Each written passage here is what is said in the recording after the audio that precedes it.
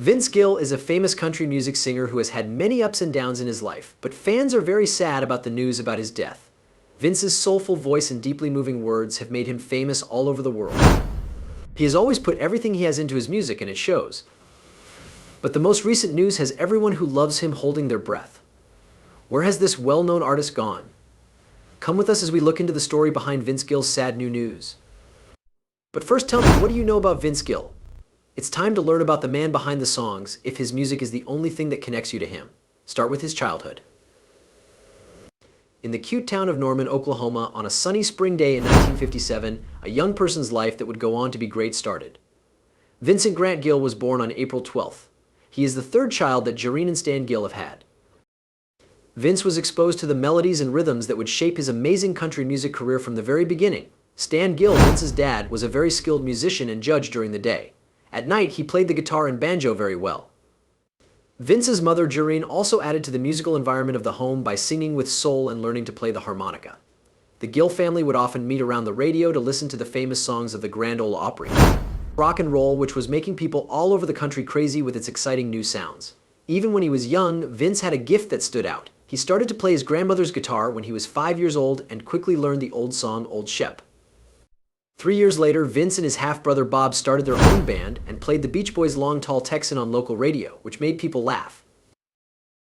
Their performances' smooth duets and contagious energy gave a taste of how good their music would be in the future.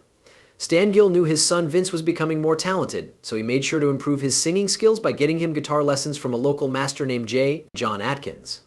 Vince's love for the guitar grew, and he started going to school's show and tell sessions often to play.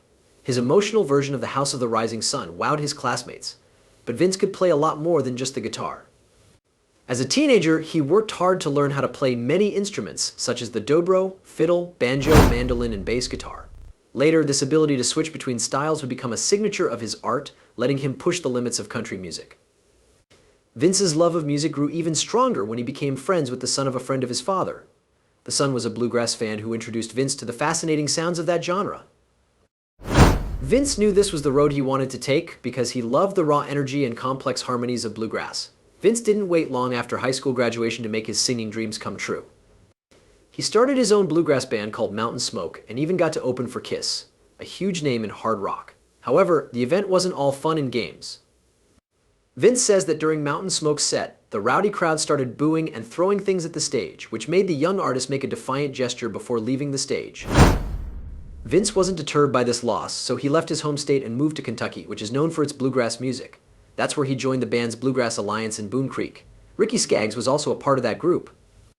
This time in Vince's life was very important because it helped him keep improving his skills and learn more about the bluegrass style. Vince was brave enough to move to the busy city of Los Angeles, California in 1976.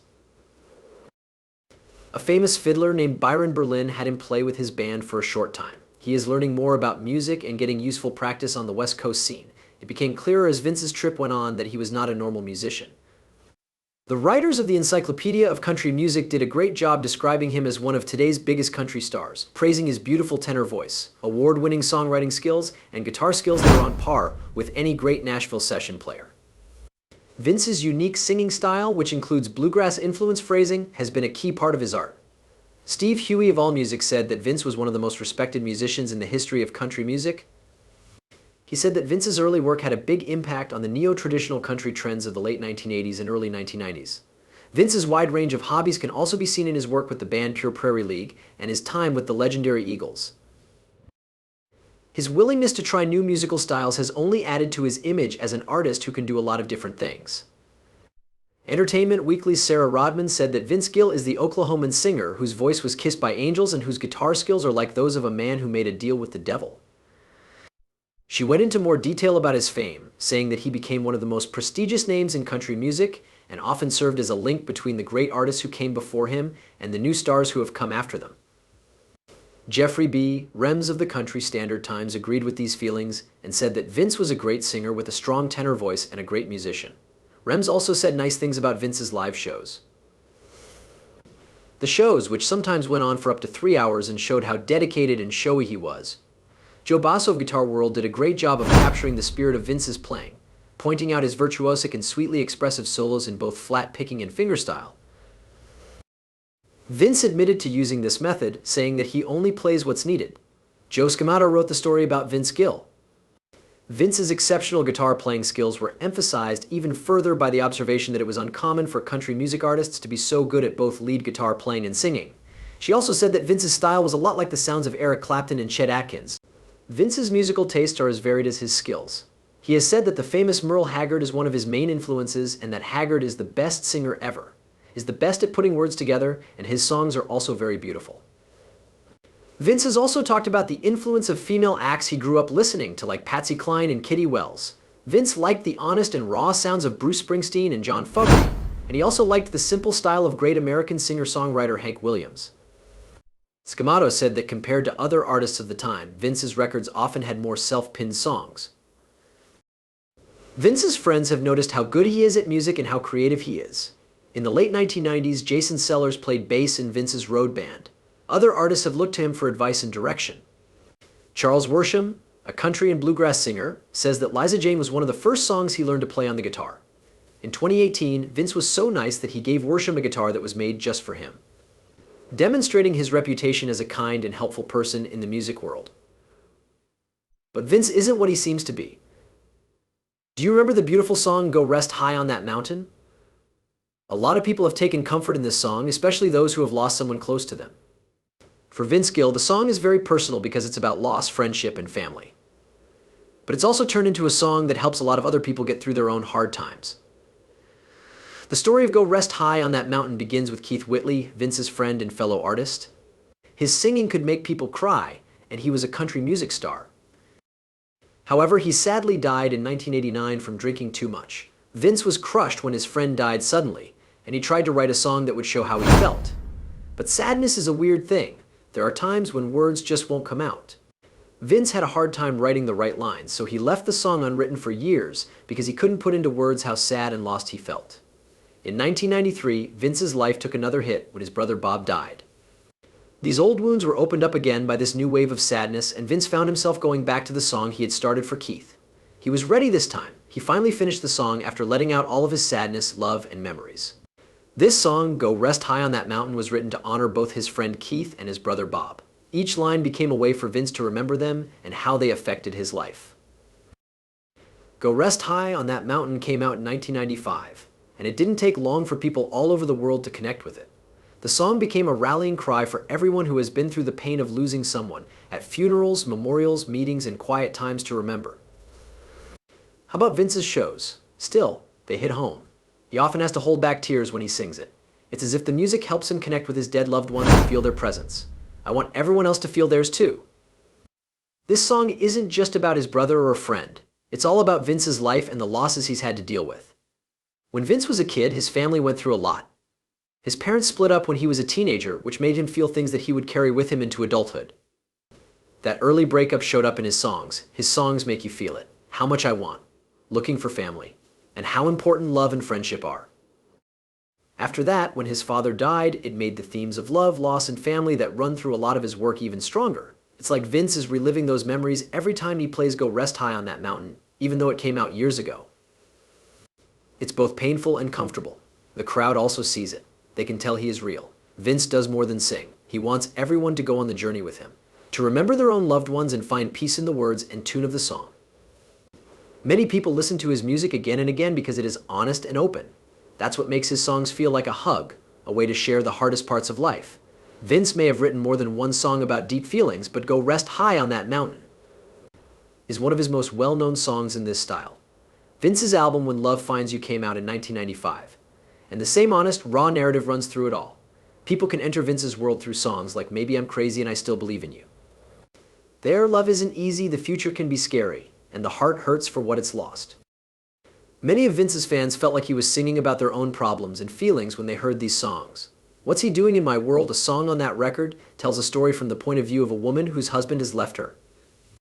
Vince wrote it, but it feels like he was in her shoes because he captured so well how she felt about losing someone and being alone. Something interesting about Vince Gill's songs. Many of his songs are happy, but you can still feel some sadness in them. Like the song "One More Last Chance," even though it's a happy song about love, there's a feeling that everything is about to break. That happiness and love are valuable and can float away. Vince can make his music feel more real by putting both happiness and sadness into it.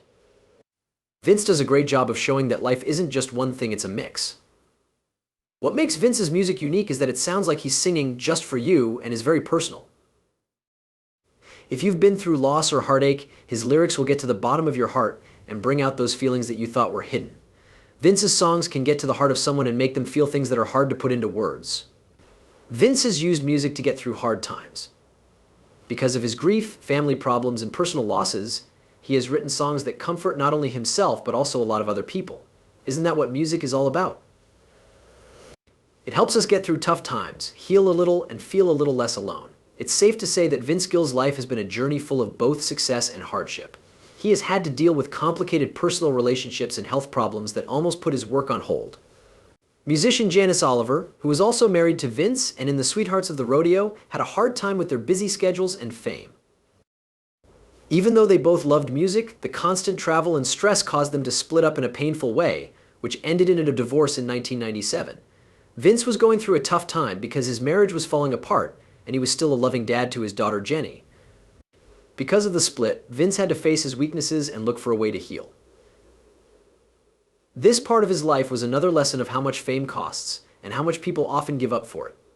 Through this time, his work shows a man going through a change. His songs were about heartbreak, sorrow, and finding out more about yourself, which spoke to fans who had been through similar things. Vince found a new start with Christian music star Amy Grant, just when he thought his love life was over. They had a deep connection with each other and their friendship grew. When they got married in 2000, their families came together and a new era began. The timing of this health problem was especially bad because it forced the cancellation of several events, including a much-anticipated show at the CMA Awards. Vince Gill has kidney trouble and was also born with a heart condition that was not present at birth in 2020. This condition, which makes it hard for blood to flow from his lungs to his heart, gave the artist and his fans a big health scare. Vince took some time off to work on getting better. His ability to keep going through this shows how strong and determined he is. Even with these setbacks, Vince Gill has stayed a rock in the country music community and a respected artist whose influence goes far beyond his own success.